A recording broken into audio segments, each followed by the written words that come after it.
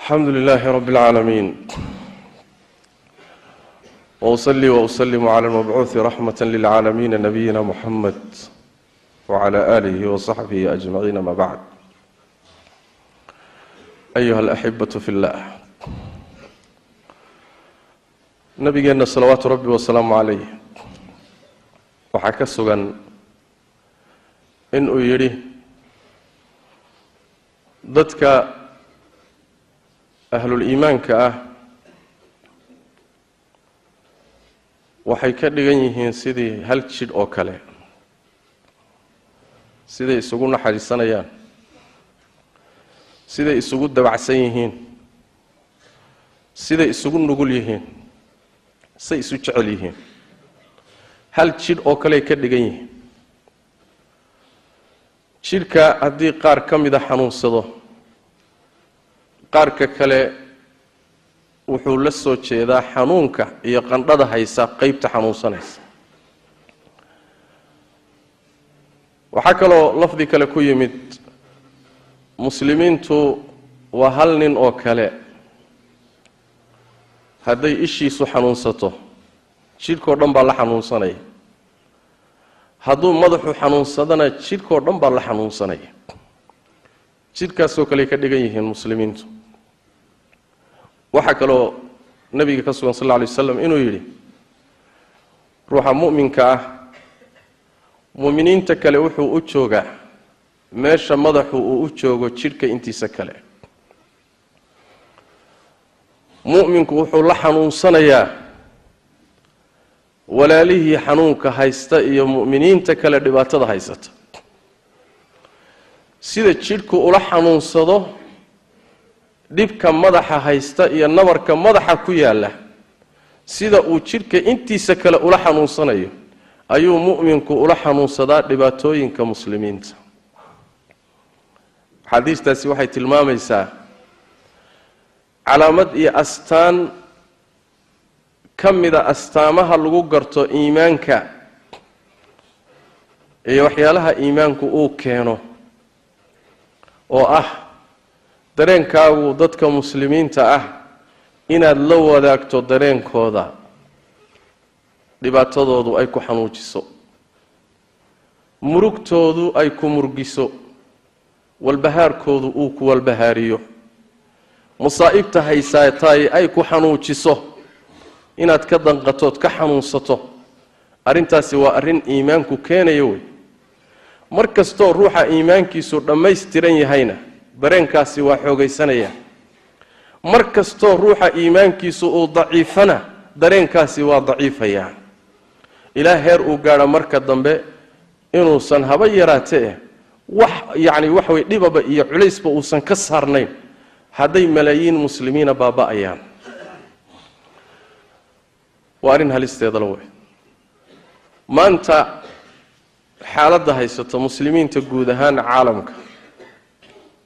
gaar ahaan dhulkan aan ku noolnahay iyo qutrigan aan ka soo jeedno, musiibada haysataay musiibo sahlan ma aha.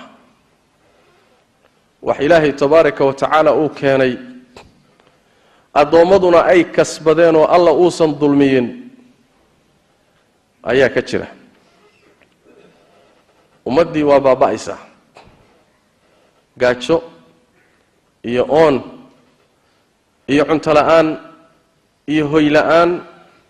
iyo dhar la'aan bay la baaba'aysaa.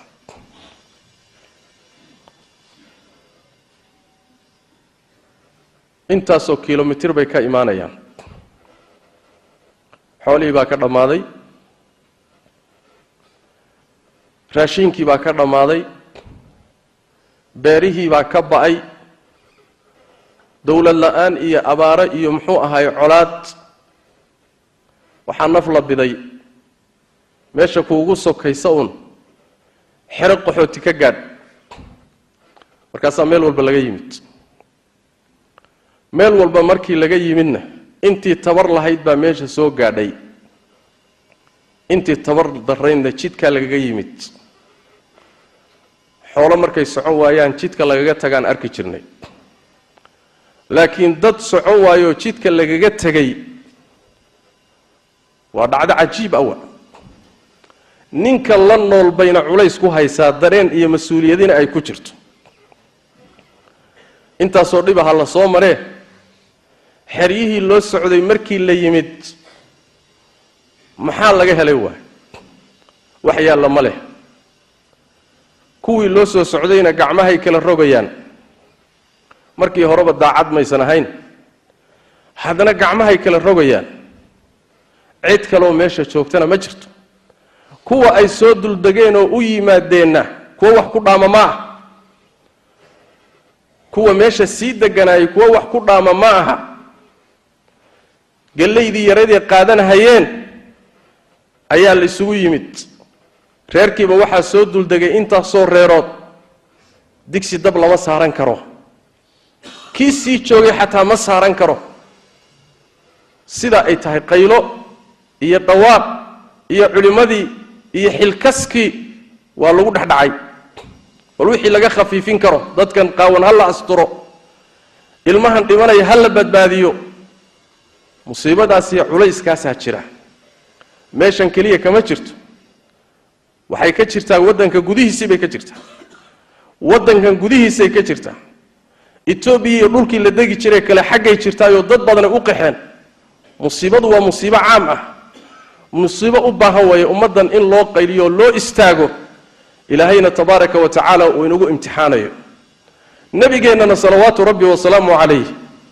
dhacdooyinka noocan oo kale ah markuu dareen noocaas musiibo muslimiinta ku habsatay iyo kawaarithta noocan oo kale ah ma aamusi jirin nabigu sallallahu alayhi wasallam mana fiirsan jirin ee rasuulku salawaatu rabbi wa salaamu alayhi iyagoo saxaabadu iska tabar daran yihiin laftoodu iska gaajaysan yihiin ayuu haddana nabigu sallallahu alayhi wasallam wuxuu istaagi jiray sidii wuxuu looga qaban lahaa waxa muslimiinta haysta مثالنا وحين أغفلا حديث كوي في صحيح مسلم من حديث جرير بن عبد الله وحولي النبي صلى الله عليه وسلم أيان اللتشوغني مالين تقلين كي ظهرين مركز النبي صلى الله عليه وسلم وحا أيمت ددقا قاون ومردي يريدي هيستين انتي مضحا كتشيحين مضحا كقشدي هل قيد بيوتان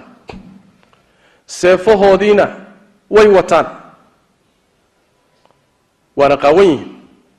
diif iyo dactarra ka muuqata waa rafaadsan yihiin nabigu sallallahu alayhi wasallam markuu arkay waa ishanan waay gurigiisu galay waa soo baxay bilaal buu amray aadaan buu yiri wala aadaamay salaadii baa la aqimay wuu tujiyay nabigu sallallahu alayhi wasallam salaada kadibna dadkiiba u khudbeeyay oo hadal u jeediyay إلهي بحسوسية تبارك وتعالى لما آيات القرآن أو بقدنت الرب تبارك وتعالى أي كترتي الله كبقى آخر إيا وحا صوص عدنا إيا وحا ظهر مرستين حسوستا أيو أمد كواني النبي صلوات ربي والسلام عليه كدبنا النبي صلى الله عليه وسلم نوال بوحو هلي كرها صدقيستو نكي دينار هلي كرها صدقيستو درهم نكي هلي كرو بحي نكي در هلي كرو بحي ninkii heli kara waxoogaa timirow bixi waxoogaa bur ah ama qamandiya ninkii heli karaw bixi nabigu sallallahu alayhi wasallam wajigiisa isbedelay xaaladda markuu arkay waa xamili kari waay ila nabigu sallallahu alayhi wasallam wajigiisu door soomay wuxuuna ahaa nabiga salawaatu rabbi wasalaamu alayhi dareenka qalbigiisa ku jira wajigiisa laga akhrisan jiray nabiga salawaatu rabbi wasalaamu alayhi waa isbedelay موقف كان واستاج النبي صلوات ربي والسلام عليه إلى النبي صلى الله عليه وسلم حتى وحك لهداد ويدو تمير شاحد كان بنبي صلوات ربي والسلام عليه تمير حبت تمير ولا ما يسترن معه حتى حبت تمير شاحد هلا كان بنبي صلوات ربي والسلام عليه ماشي بقى صحابته استاجن مركبا من صحابته كم يدو أنصارئة أيا وحو كاني صدقة وين ولا بدي سكف أي قادي لا يهين dadkii markaas israaceen wala iska daba galay ila laba meelood la buuxiyay meel raashin ah iyo meel dhar ah nabigu salawaatu rabbi wa salaamu alayhi wajigiisii isbedelay hadana waa isbedelay markuu arkay saxaabadiisu siday uga qayb qaateen